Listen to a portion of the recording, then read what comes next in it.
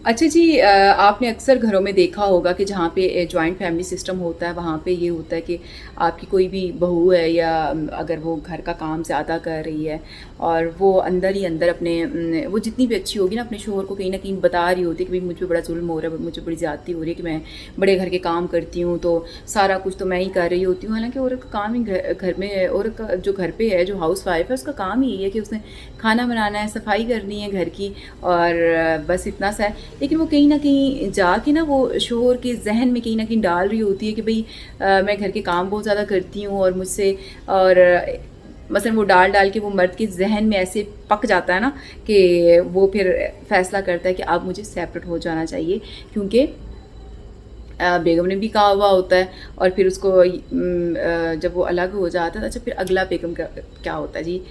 मेरी जो बहन के बच्चे हैं ना, वो तो बड़े अच्छे स्कूल में जा रहे हैं, तो हमारे बच्चे भी उसी स्कूल में जाएंगे। अब वो बेचारा जी आपकी देखे ना, फिर ये भी कि ये देखे ना जी, आपके जो भाई के बच्चे हैं वो तो उस स्कूल में जा रहे हैं, और आपकी जो बहन के बच्चे हैं वो उस स्कूल में जा रहे हैं, मेरी भी बहन के बच्चे उस स्कूल में जा रहे हैं, तो अब हमारा जो बच्चा है ना ये भी उसी स्कूल में जाएगा।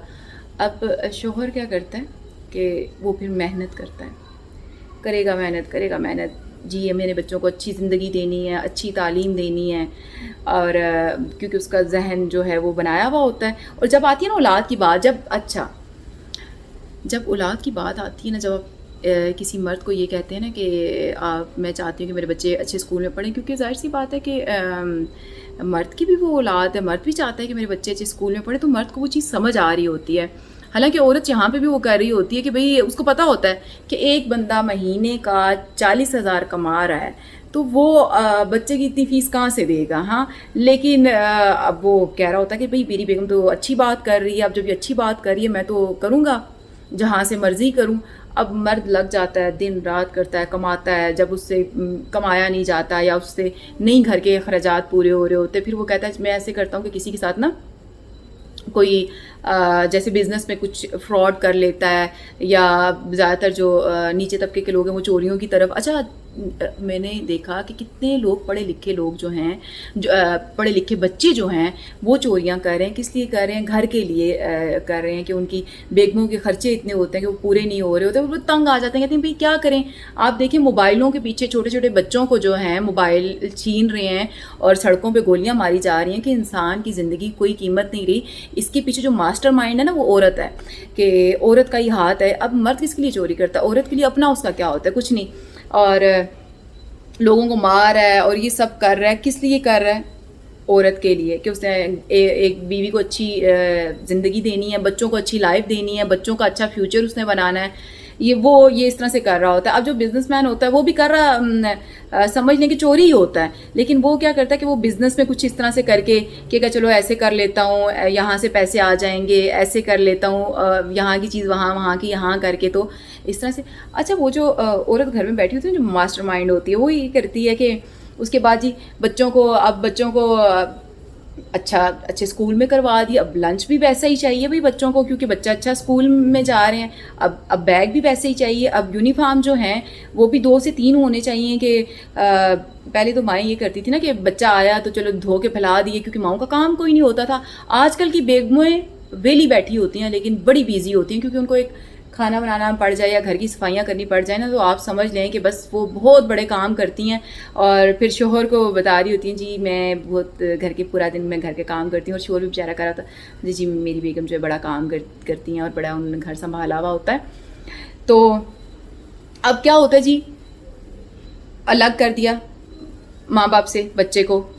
अब अपने बच्चों को भी कह दिया जी, शोहर को कह के उसको बड़े स्कूल में दाखिल करवा दिया। अब भी खर्चे नहीं पूरे हो रहे, फिर भी वो रो रही होती है, फिर भी कहती है अच्छा ऐसे कर लेंगे। अच्छा, साथ साथ तसल्ली भी देती हैं, कुछ औरतें होती हैं तसल्लियाँ भी दे रही, कोई बात नहीं, परेशान ना हो, सब ठीक हो जाएगा। अच्छा, वो फिर भी ये नहीं करती, कोई बात नहीं, छोटा कर लेते हैं, कोई बात नहीं, जॉइंट फैमिली सिस्टम जो था वहीं पर रह लेंगे, या कोई बात नहीं, बच्चों ने वहीं जाना है, बच्चे उसी स्कूल में जाएंगे। अच्छा, कुछ औरतें ऐसी करती हैं कि अब देखें ना जी, मेरी तो बहन जो है उसने तो बहरिया में घर लिया हुआ है। हमारा भी तो बहरिया में घर होना चाहिए ना। मेरा बड़ा दिल करता है कि हम भी बहरिया में रहें ना। भाई बीबी आपका दिल करता है ना, तो आपके शोहर के इतने हालात नहीं हैं कि वो आपको बहरिया में घर लेके दें ना, तो आप सब्र करें। देखें شوہر جو ہے نا وہ کمائے اپنے بیوی بچوں کے لیے رہا ہوتا ہے، وہ اتنی محنت جو کر رہا ہے، اتنی اسٹرگل جو کر رہا ہے، کس کے لیے کر رہا ہے؟ عورت کے لیے، اپنے بیوی بچوں کے لیے کر رہا ہے، ان کو اچھی زندگی دینے کے لیے کر رہا ہے. تو عورت کا بھی کام بنتا ہے کہ شوہر کے ساتھ کہتے ہیں نا میاں بیوی ایک گاڑی کے دو پہیے ہوتے ہیں، شوہر کے ساتھ چلے اور اس کو ٹائم دے کہ ٹھیک ہے سب ٹھیک ہو جائے گا، انشاءاللہ آپ سب کچھ کر لیں گے آہستہ آہستہ. اگر آپ کو جوائنٹ فیملی سسٹم ہے تو آپ کوشش کریں کہ آپ اسی میں رہیں، اور آپ کو جب بیاہ کے لاتے ہیں تو اسی میں لایا جاتا ہے نا، تو اسی میں آپ رہ رہی ہوتی ہیں. تو آپ کا کام نہیں بنتا کہ آپ اگلوں کے بچے کو الگ کر لیں اور اس طرح سے الگ. اچھا آپ دیکھیں آج کل کیا ہو گیا، جتنے لوگ ہیں اتنے روم ہیں، اتنے بیڈ ہیں، ہے نا، ایک دوسرے کا خیال نہیں ہے. پہلے کیا ہوتا تھا کہ ایک کمرہ ہوتا تھا جی، ایک کمرے میں سارے ہوتے تھے. اگر کوئی بیمار ہوتا تھا، کسی کی آواز آ رہی ہوتی تھی کہ یہ بیمار ہے یا کسی تکلیف میں ہے، تو آپ اٹھ کے اس کو دیکھتے تھے. آج کل ایک کمرے سے دوسرے کمرے میں آپ بچوں کو آواز دیں گے، ان کو آواز نہیں جائے گی، وہ آ کے کہیں گے جی ماما آپ ہمیں بلا رہی تھی. اس ٹائم تک ماما کا جو ہے نا وہ بی پی ہائی ہو چکا ہوا ہوتا ہے آوازیں دے دے کے کہ بھئی میں بلا رہی ہوں، اتنی دیر سے آواز نہیں آ رہی. اس طرح سے پہلے ایک ہی روم ہوتا تھا، لوگوں میں محبتیں ہوتی تھی. آج کل کی مائیں جو ہیں، اچھا کہا جاتا تھا جی نانوں کے پاس بیٹھو، دادوں کے پاس بیٹھو، ان سے دعائیں لو، ان کی دعائیں بیٹے آپ کو لگیں گی. آج کل کے بچے نانوں دادوں سے دعائیں نہیں لیتے. آج کل کے بچے جو ہیں نا وہ بس اپنی ماں سے ہی دعائیں لیتے ہیں کہ ہماری ماما کے قدموں کے نیچے جنت تو یہیں سے ہمیں دعائیں ملنی ہیں. آج کل کی نانیاں دادیاں اگر بچوں کو کچھ کہہ دیں نا کہ ڈانٹ بھی دیں، اچھا دادو ڈانٹ دیں، سب سے پہلے یہ ہوگا ہاں آپ کی امی نے نا ڈانٹا تھا نا اس کو نا، تو میں نے ان کو بچے کو میں نے کہہ دیا کہ کوئی بات نہیں بیٹے، دادو نے ڈانٹے تو کوئی بات نہیں. اچھا ادھر سے مثلا میاں کو سنا بھی دی اور بچے کو بھی ہاں جی کوئی بات نہیں نا، ہاں چاچو نے ڈانٹا تھا، اچھا چاچو نے یہ، اچھا چچی نے یہ کہہ دیا. مثلا وہ رشتوں کو کہنے کا مطلب یہ ہے کہ بچے کو شروع سے بتا دیا جاتا ہے کہ یہ جو آپ کے رشتے ہیں نا یہ آپ کے رشتے نہیں ہیں، ان کے ساتھ ہمارا مقابلہ ہے. اگر انہوں نے اچھے کپڑے پہننے ہیں ہم نے بھی پہنے، انہوں نے برانڈڈ کپڑے پہنے ہم بھی پہنیں گے برانڈڈ کپڑے. ٹھیک ہے، کون لا کے دے گا؟ شوہر لا کے دے گا. اچھا جی ان کے پاس اگر اچھی گاڑی ہے تو ہمارے پاس بھی ایسی گاڑی ہونی چاہیے. کون لا کے دے گا؟ شوہر لا کے دے گا. کیسے نہیں لا کے دے گا؟ اچھا جی وہ سارا کچھ شوہر نہیں کرنا ہوتا. تو آج کل نا ہماری فیملی میں جو یہ مقابلے بازی چل رہی ہے نا، یہ ہمیں کہیں کا نہیں رہنے دیتی. ان مقابلوں میں ہی نا ہماری زندگیاں ختم ہو جانی ہیں.